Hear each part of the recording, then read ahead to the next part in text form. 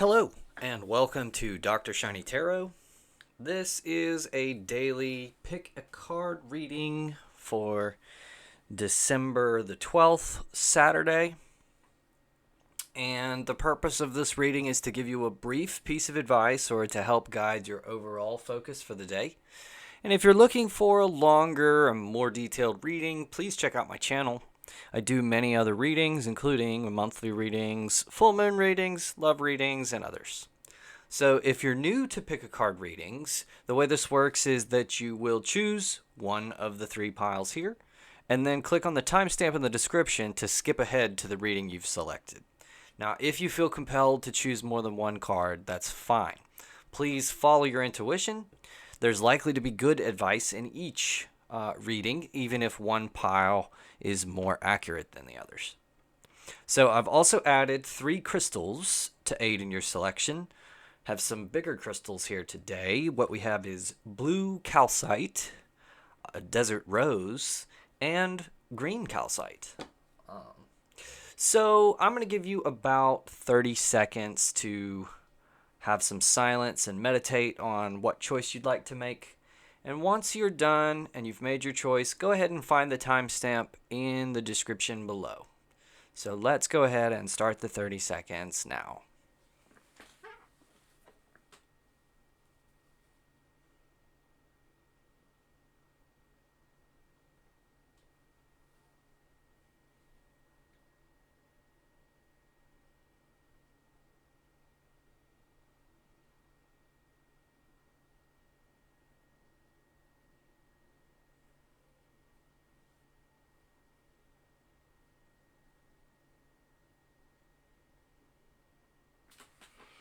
Okay, so if you have not already done so, please go ahead and make your selection and scroll down into the description, and there will be a timestamp you can click on to fast forward in the video to your reading. So we're going to go ahead and get started with stone number 1, pile number 1, the blue calcite, if you chose this magnificent hunk of blueness. You are going to have this Knight of Wands, and I'll move this over here so you can kind of see it better. You're crossed by the Princess of Swords. This is also the Page of Swords. And then the Fool in the reverse is your advice. So the Knight of Swords is some very determined energy. This is somebody who is just trying to get things done. It has an intellectual or thought bent to it. So you have some ideas that you're working toward, or some ideas about how to get things done that you're very aggressively pursuing. This can be a creative endeavor, but it's also just like an idea or a plan in life, right? So very strong, determined, focused energy. The weakness of this Knight of Swords is that sometimes he doesn't have a great balance of thinking things all the way through, because he's a little bit more of a quick thinker, a quick actor. So he's witty, he's really fast, but he doesn't always think things all the way through.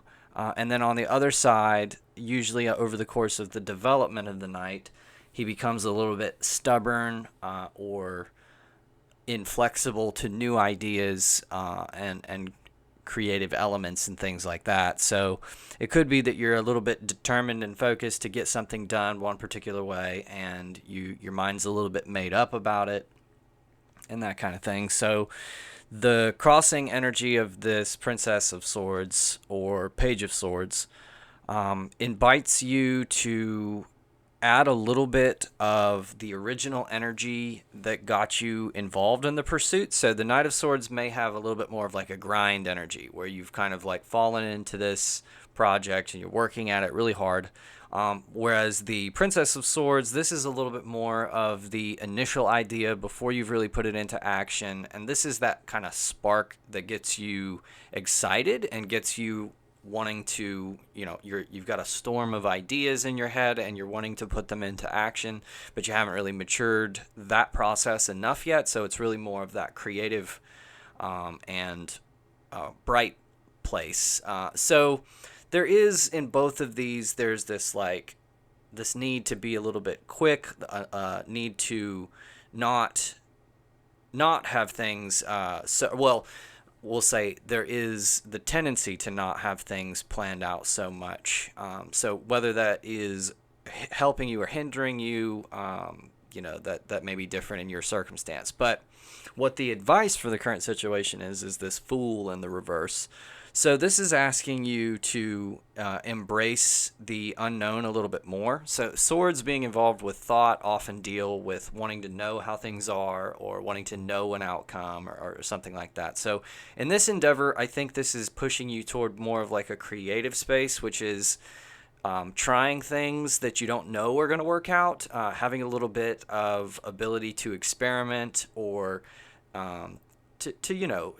to not feel like it has to go right the first time, and instead to be a little bit open to just trying new things and seeing how it works out. Also, don't be afraid to fail. I mean, you don't want your whole project to end, obviously, so don't go out on a limb quite that much, but find ways in which you can try new things in a sort of a safe way and keep moving forward, even through small failures and things like that, and find a little bit more of an experimental way to approach these projects, and that'll kind of help you refresh that princess or page energy to get some fresh ideas and to keep the project evolving and to keep it alive. So that's a pretty good reading for card number 1. Here, let's go ahead.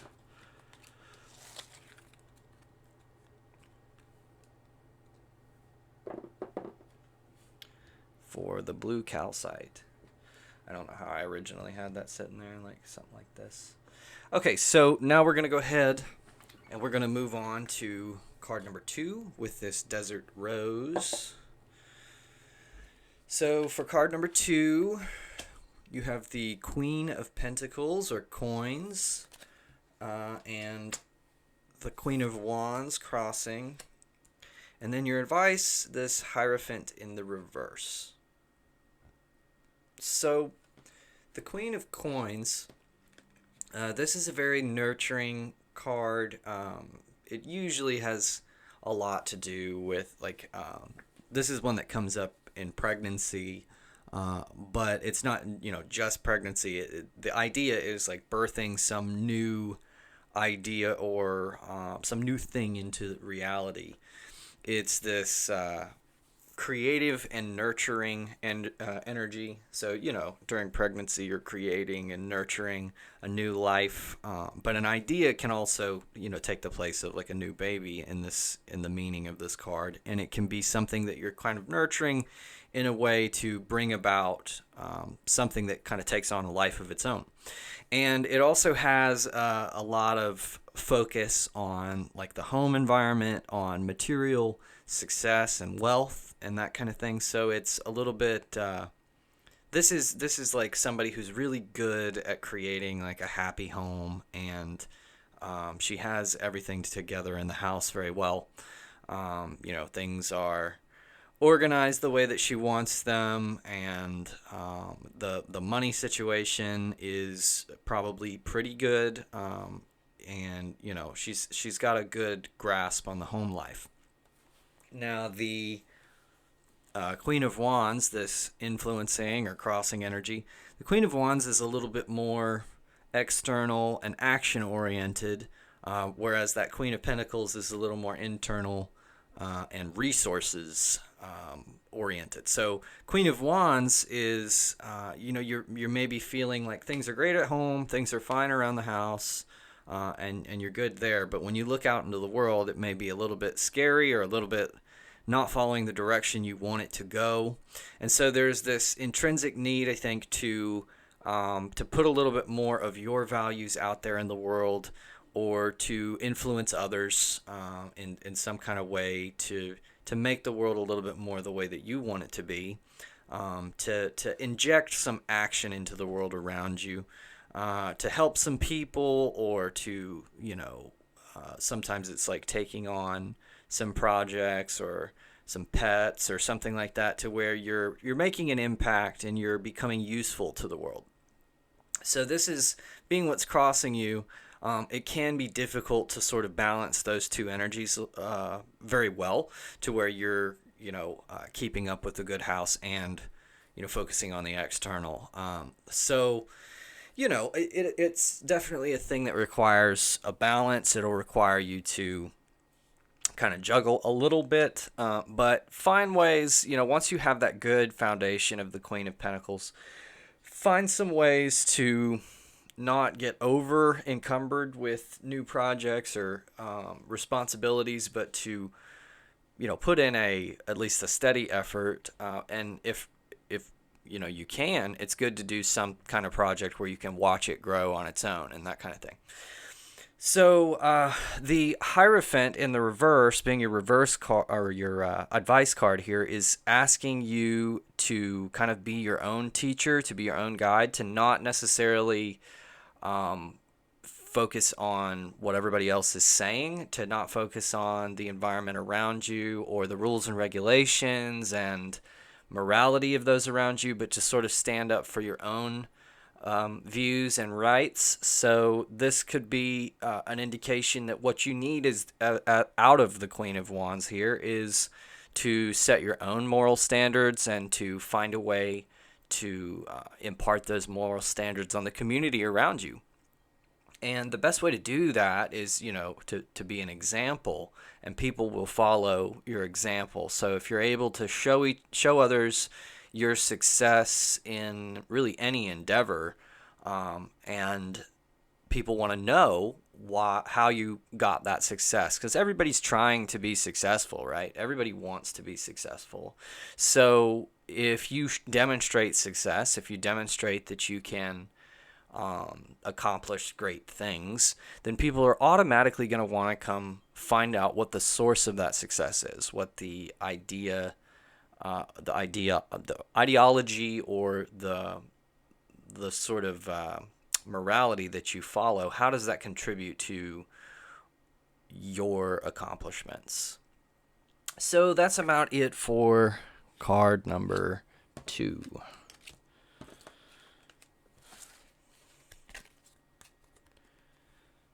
Okay, and that is the Desert Rose.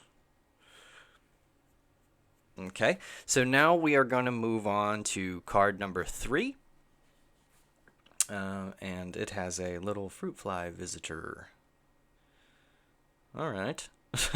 So for card number 3, this green calcite, which is a really pretty one. I love this color in the calcite. These calcite stones look like rock candy. They look like they would be delicious if they weren't rocks. So for pile number 3, you have the Knight of Wands. And then you're crossed by this Two of Wands. And for advice, you have this Tower in the reverse. So that's a little strange, but let's go for it. So the Knight of Wands is, we had a knight in another card here. The knights are very, very determined, very ambitious and focused energy. So the Knight of Wands, this is in particular in the realm of action and willpower. So Knight of Wands is focused on what he wants. He's very focused on getting what he wants at, I don't want to say at any cost, but he's, I don't know. Had a phone call there. That's okay. He's focused on getting what he wants, and at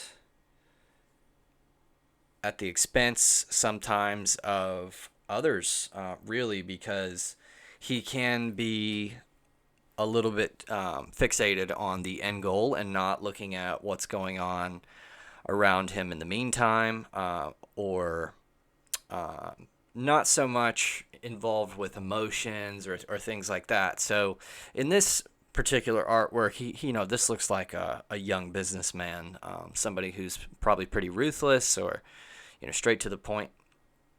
But what's crossing this energy is this Two of Wands, and Two of Wands is all about planning, about setting forth a pure goal in your mind to be able to achieve whatever you're trying to achieve, right? So this can mean that there's a little bit of a lack of planning going on here, and that's very, very common with the Knights because they charge in with a lot of energy, and when they're kind of so focused and determined, they're not paying attention to a lot of the variables around them in the situation.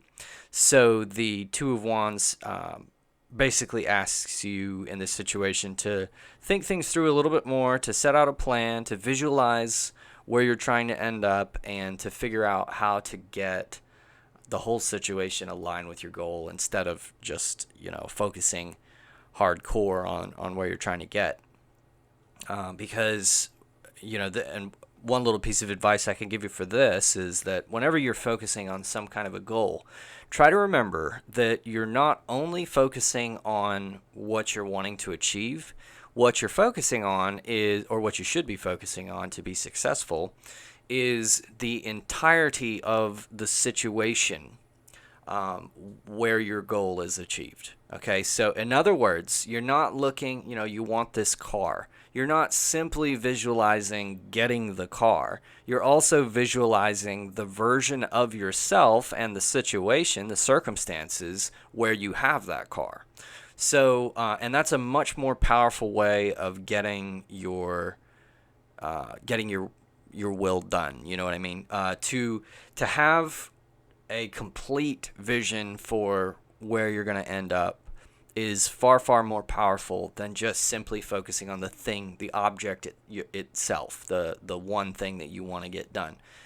Fixate on a version of yourself almost like you're using your mind like a time machine, and you're going to experience that reality of having these accomplishments already in your hand. So, and the reason that's so good and so powerful is because a lot of times there are very small, easy things around you that you could be getting in order right away, but you overlook for a long time until it finally clicks that, oh, you got to do this or that. So visualize the entirety of the situation, and that can help you get through that Two of Wands energy. Now, the advice card here is the Tower in the reverse. Tower normally represents sort of like a faith in institutions, but maybe like over-reliant on institutions. And they always, institutions are an invented thing. They always come crashing down. There's nothing a human can create that doesn't end up eventually falling apart, right? Because that's just the nature of reality. Everything is sort of transforming into something else, and decay is constant. So in the reverse, it's like you're somehow, and this may be just a small insight that might help you out here, but somehow you are resisting that decay. So it may be that in your calculations of trying to get whatever you want, you're just forgetting something minor, really. What might seem minor is that things are destined to kind of to fail sometimes or to fall apart. So it could be like some over optimism about some investment that you're making, or it could be that you're just thinking something is going to last forever, but you're not really involving in your calculations the fact that like things run out, products, supplies run out, things like that. So, and that was the weird one I told you. That one was a little strange, but yeah, generally the Tower in the reverse means that you're kind of resisting that breakdown, resisting the fact of how things are going to come crashing down occasionally, and figuring out how to move on from that. So, the Knight of Wands doesn't signify that you're feeling too defeated or that you're not moving. It's very determined energy. So, As far as like moving on from failures or things like that, I don't see that. So the way that I'm taking this tower is just to remind you to be cognizant of the fact that things do kind of like fall apart eventually, and to not have absolute faith in any institution or created institution, but to accept that and to not resist it, not to feel as though you can create something that's going to last forever, but to remember that things are sort of temporary. So one possible application I could give is, let's say that you are trying to create a restaurant, and this is just a random example. I'm not saying that you are. Maybe you are, but let's say you are, undergoing a project to create a restaurant, and in the process, you think, oh, I want this to be the best restaurant ever. So you're putting all of this work. You're putting a ton of money into creating these like amazing tables that'll last 100 years or something like that, and floors and all this stuff. You're putting a lot of money into it, but you're maybe forgetting that the restaurant is not gonna last forever, and it doesn't need to have the most expensive, the best of the best in everything. And perhaps if you had the perfect market and unlimited funds to get something like that done, then you could market something based on its exclusivity and all that. But in this case, it's to take a more realistic approach of, how can you invest what's necessary for the place to be successful, but not to get too over concerned or over focused on fine details being really, really solid, because eventually those things do kind of, they say the natural lifespan of a restaurant is like 10 to 15 years. So if you're kind of putting planning in there that goes beyond that, then you may be creating too many expenses to make the project a success. And, you have to balance what you're going to get out of it with what you're going to put into it. So that's a possible example, and like I said, I'm sure not everybody here is creating a restaurant, but that's just a metaphor for what you could be going through.